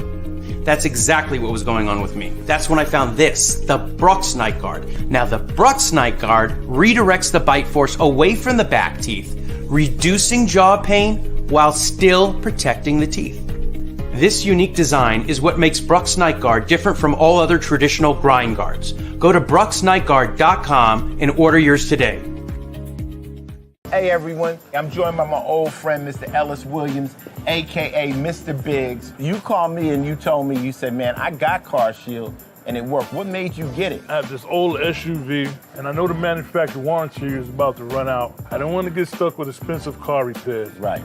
So I gave CarShield a call. Coverage was very affordable and there was no long-term contract. A few months after that, transmission went on my car. I took it through my mechanic, they called CarShield and saved my family on $2,400. CarShield is America's #1 auto protection company. Their administrators have paid out over $1 billion in claims and cover most vehicles from 5,000 to 150,000 miles. You'll receive 24/7 roadside assistance, courtesy towing, rental reimbursement at no additional charge. Give CarShield a call today before it's too late. Remember, CarShield cars go farther. Protect yourself now against expensive auto repair bills. Call 800-513-9263.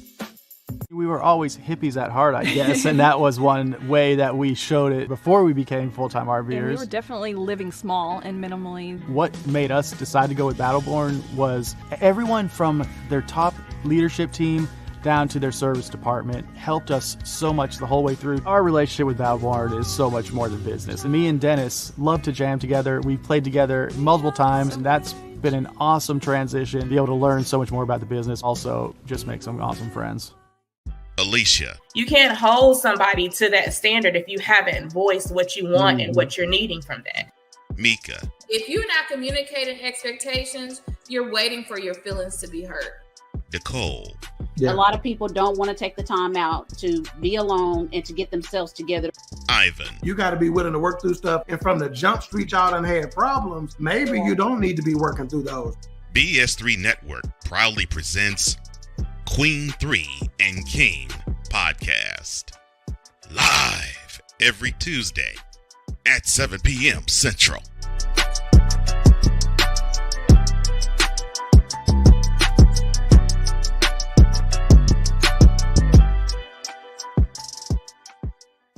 During bad weather, driving can become downright dangerous. What's your emergency, please? Trust Battle Vision Storm, the revolutionary glare reduction glasses that turn your sight bright during bad weather at night or during the day.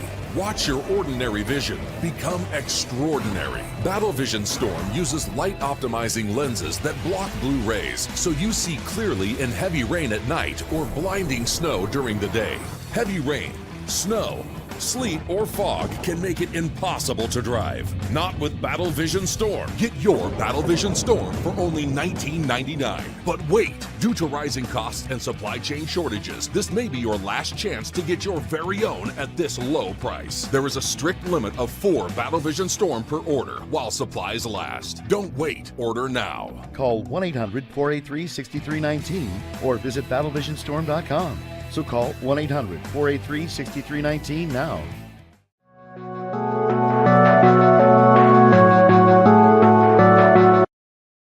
I want to do a TED Talk, but I don't have anything to talk about yet. I'm getting there. Life is for the living. We're not here that long. You can learn anything you want to learn without any money spent. What do I really enjoy? What do I really want out of life? I am your host, WIZE. Are you in a life holding pattern? Well, this is for you. Welcome to the Stuck in My Mind podcast.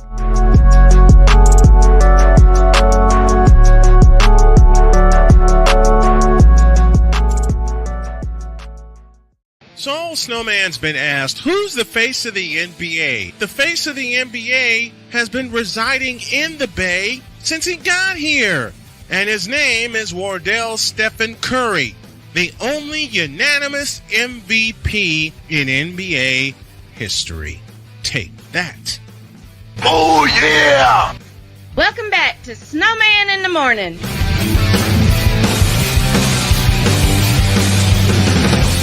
Down the stretch we come. Man, I Down am the still stretch we smiling come. over Amelia. I'm telling you that You right too? now. Yeah. You too? Dude, the fact she's got ties up to my neck of the woods.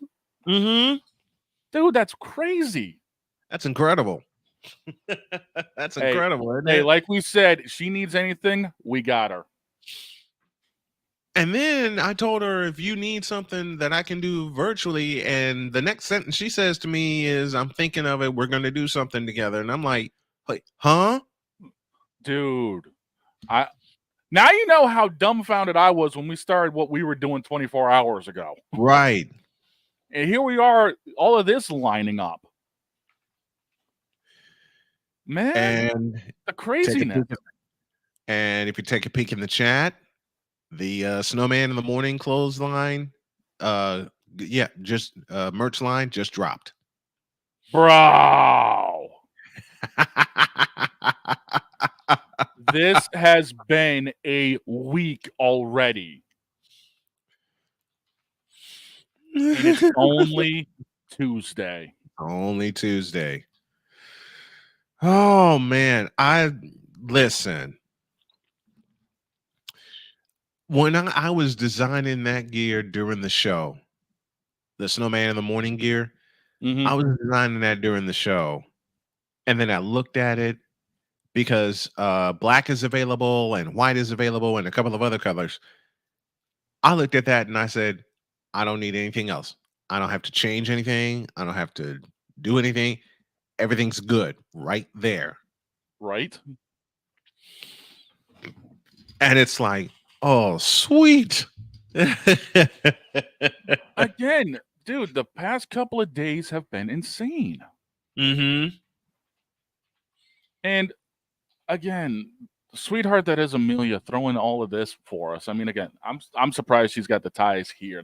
That just startled me to begin with. I was like, what? I know. And then to say, hey, if they might end up wanting to do some live, quote unquote, live broadcasting with the show. Dude. Wait a minute. And then she said she wishes that we could be on her show. Yes. I'm like, bring me on as an advisor and I'll teach y'all how to do this virtually. Yeah. To have the talk back with both of us around. Listen, it'll be the quickest buck I ever made, but it would be worth it. Man, I think it'd be some of the most fun we would. Dude, it would be the most fun we would have. I could tell you that right now. I'm responding to her right now, giving her my email address. Man, pass my info along too on that one. I'm doing that now.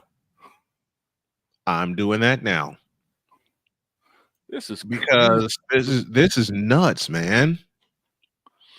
This is nuts. And here I was thinking I was going to be taking crap for being a Red Sox fan, talking to someone out of the Bronx. Right. You were bracing yourself for that. I was thinking to myself, I'm wearing a Red Sox hat. We're talking to someone who does a Yankee show. I'm getting a foot in my ass for wearing this hat. Nope. Says comes up here all the doggone time. The heart of Red Sox Nation outside of Boston is here. Yes. And I'm blown away, dude.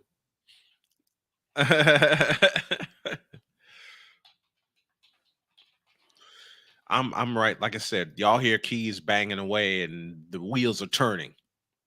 Man, the wheels have been turning hard today. And Amelia, we have you to thank for it. Hey, anytime she wants to come, dude, as you said, anytime she wants to come on, I'm game for this. Yeah. Same, boy. I'm telling you. I think we just unlocked a monster. I do. And I was looking for something too, because I don't make very much money doing this, although I do thanks to the AdSense, and I got to Yeah. get that growing as well, so I can not only pay myself but pay my crew. And I do get donations. Right. I do, and I still ask for them, even though some particular people want to call me a con artist, but they don't know what's going on. But I'll say this. That conversation right there is why I continue to do this. That conversation, the conversations I have with my wife, the conversations I have with my daughter, even my son gets involved. I got a funny story. The last time he brought both his dogs over, Mm-hmm. he has a Rhodesian Ridgeback, and he has another dog who is grown up from a puppy to be huge. A little bit of Mastiff, a little bit of Saint Bernard. Those dogs came in here and wrecked my set. Oh, jeez. Open the door. Ferguson is like right here in my lap. Mm-hmm. Jenny, he's trying to hold on to her. She's flying around the house, knocking stuff over. And then I tell Ferguson to go back to Dakota, who's my son. Before I went to a break, Ferguson sneaks around the corner. Jenny takes off for the kitchen. He takes off. Down goes the set. Reminds me of my little furball I had back when I was living just down the road a little bit, back when we first met up. My little cat Mercedes. I remember Mercedes. Yeah. I remember Mercedes. And the fact that I'm just kind of waking up, I'm checking out everything, going through my emails as always, stuff like that. Right. And I had my computer on one of the little elevated platforms. I had a little bit of a simpler desk back then. Mm-hmm. And off to the side by my TV, I had, a cup of orange juice and everything, just going through my morning. Mm-hmm. This little one, after waking me up first thing in the morning, decides as soon as I put the orange juice cup up, I get ready to sit down. She whacks the orange juice cup off the stand into my computer. Oh no. I had to replace way too much on that tower. Trust me, I know what it's like when animals destroy things. Well, it's like last night when I came in from taking my daughter to work. I'm looking at the wires here below my desk, and they're shaking. And I'm like, wait a minute. I'm on the footrest. I can't be. I'm not shaking, am I? I didn't think about it until Binks climbs up in the window, opens the curtain, and then just peers at me. I'm sitting here just cracking up. And Binks comes over for a moment. He shoves his nose at me and he headbutts me. Yep. And that's the way cats show love. And he jumps down and takes off. Yep. I'm like, good old fashioned headbutt. I'm like, why are the wires shaking? And I see this little tail retreating and heading up to the window. Mm-hmm. Gotta love it, man. Sunday night, the Timberwolves eliminated the Suns 4-0. 122-116 is the final. The Boston Celtics are on the verge. They beat the Heat 102-88. They lead 3-1. The Denver Nuggets did us all a favor and took care of LeBron and the Lakers. 108-106. Jamal Murray was the hero, and the Thunder sweep the Pelicans 97-89. Tonight, the New York Knicks have a chance to clinch and beat the Philadelphia 76ers. And the Sixers have not looked like a good team at all. No, they haven't. Except for game 3 when everything was fluid for them and they won the game by 12. Yeah, they've looked lost most of this series against New York's D. Why do you think that is? New York's just been able to stymie them. Philadelphia's been known more so to go from 15 feet back than to try to go in the post, which is why you see Joel Embiid shooting 7 or 8 from deep a game, is because that's what they give them. And they shouldn't.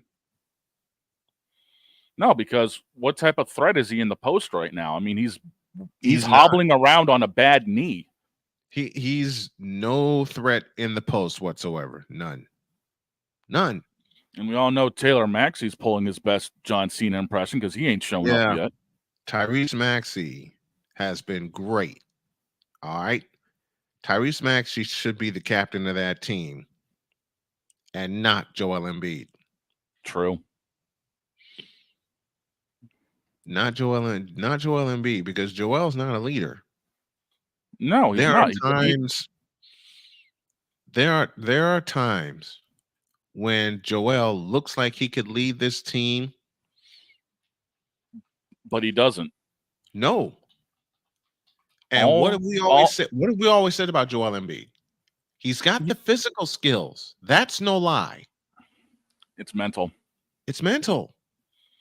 He could right now be the best big man in the Eastern Conference if he learned to play with his back to the damn basket. Mm-hmm. Don't worry about draining threes. Keep that in your back pocket in case it's needed. Worry about your game, 12 feet and in. That should be his only concern. That should be his only concern. Is playing with his back to the basket because no one else can guard him, save maybe Giannis. But even Giannis is too far outside. And Giannis hasn't been back in this series at all when you got Milwaukee and Indianapolis going at it. 5 on the schedule tonight. Mentioned the Knicks and the Sixers. They play at 7. And old Snowman might be putting on the headset for that game. I haven't decided yet. Magic and the Cavaliers tied 2 games apiece. They go at 8. Heat and Celtics tomorrow. Okay, that's tomorrow. Okay, 3 games tonight. I misread. I'm sorry. 3 games tonight. Third game tonight is in Milwaukee, where the Indiana Pacers try to take out the Milwaukee Bucks. Pacers lead that series 3 games to none. 3 games to 1, I beg your pardon. And the difference in that series, his name is Tyrese Halliburton. Yeah, Halliburton's been huge. I mean, everyone's going to say, well, you guys are beating up on a weakened Milwaukee Bucks. Come on. Yeah, they don't have Dame, they don't have Giannis, but they still got weaponry that keep them in the game. It's just the fact Indiana's been better. They've been better outside the arc, and they've been better inside the paint. Find the lie. When Tyrese Halliburton hit that game winner in overtime Friday in Game 3 in Indianapolis and sent Gainbridge Fieldhouse into a frenzy, I knew they were taking both of those games. Yeah. And then Game 4, Milwaukee just came out flatter than a pancake. I hate to say it, but I think Milwaukee may have given up. Maybe they realize that Giannis is going to be out for the entire series, and they just don't have the heart in them. Gee, we can blame the coach for that one. Because Doc Rivers' time has passed him by. Yeah, it has. I'll say it again. I'll say it again, and I'll say it proudly. Your time has passed you by, Doc Rivers. Knock it off. The last time Doc mattered with a team wearing green, they were playing on parquet. Yep. And we're about 2.5, 3 hours down south of me. That was his best run as a coach. Should have stayed in the booth. Yep. I said it and I meant it.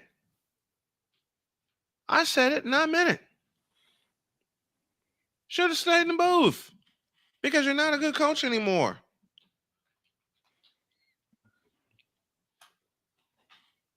You're not a good coach anymore, Doc Rivers. Let me do something for Trust Truth really quick. He asked in the chat, did you call the Iowa versus LSU this year's Iowa women win? Yes, and I'm going to find it and I'm going to drop it here for you in just a minute. That'll be fitting. Yep. Isn't it? Oh, yeah. It? We had fun doing that game. Oh, dude, that was insane. That Iowa LSU game was nuts. About as All right? nuts as the Big Ten title game we called with Iowa and Nebraska. You know what? That one. That- Oh my gosh. We knew Oh it was my going to end up going into an extra period once Caitlin Clark started going off late.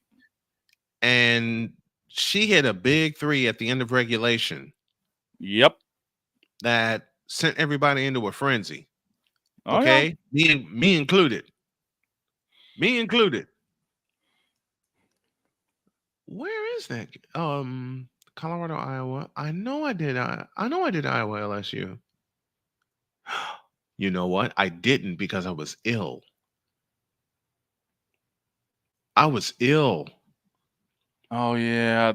That was the one we had to reschedule. Trust Truth, I'm sorry, but I did not do the Iowa LSU game because I was horribly ill. I was exhausted. I was tired. I had plans of doing that game. We had plans of doing that game. He said the Nebraska call was great. Thank you. I did do the national championship with Iowa and South Carolina. Did do that one. Yeah. Yeah, we had to reschedule Iowa LSU because you weren't feeling well and I had another commitment that day. Mm-hmm. And yeah, there was no way I was going to be prepared the way I was feeling. You know who got the last vote? My wife. My wife said no. She told me flat out, and I told you this. She told me flat out to shut it down. Yeah, we were talking all day about this. Yeah. Yeah, and you kept coaching me up saying, "Are you ready?" And I kept saying, "I'm ready." And the more I said I'm ready, the more tired I felt. And then when you came back and said, well, it might not be a good idea, I'm like, yeah, I think at this point, dude, it's going to take too long for us to set up. Yeah, because usually we require, 2 hours? 2 hours before the game to get set up? Yeah, and hour and a half, too, anyway. Yeah, hour and a half, 2 hours. That's like our requirement. Whether I'm out doing games in person or here in studio, I'm in studio 2 hours prior to tip. Yeah, and then usually we have a powwow about things about 45 minutes prior to tip just to get the notes prepared. And when I didn't make the 2 hour mark, I listened and I shut it down. Yeah, because we had everything lined up to call the final handful of games in the bracket, and it just went. We covered the first two on that side with LSU and USC, and then the Iowa, Colorado. Yeah. And then when it came down to the next game, a couple of days later, it wasn't. I think I was calling a race with Droid that would have required me to go back to back that day because it was on a Sunday. Yeah, you were doing that. Trust Truth says I was wondering something like that. Did you do Iowa against UConn? No, for the same reason. I didn't do the Final Four for the same reason. That week it was awful. Yeah. Physically, that week I was awful. But don't worry, we have got some major plans in the works this year. That's we do. Carry us straight through for a long time to come. Yep. Y'all see the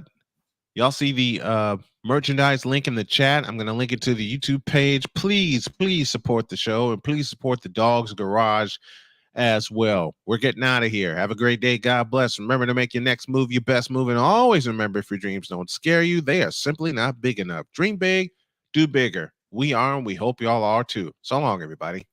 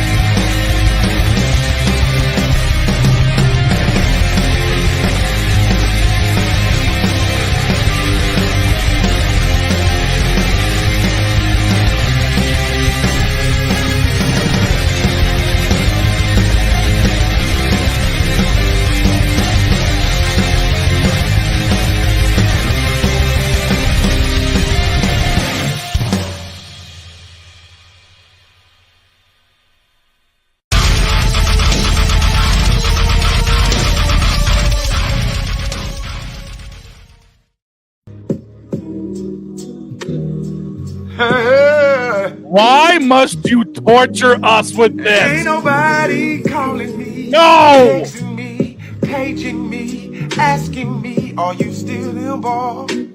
We don't want you involved, Tim. Get out of here.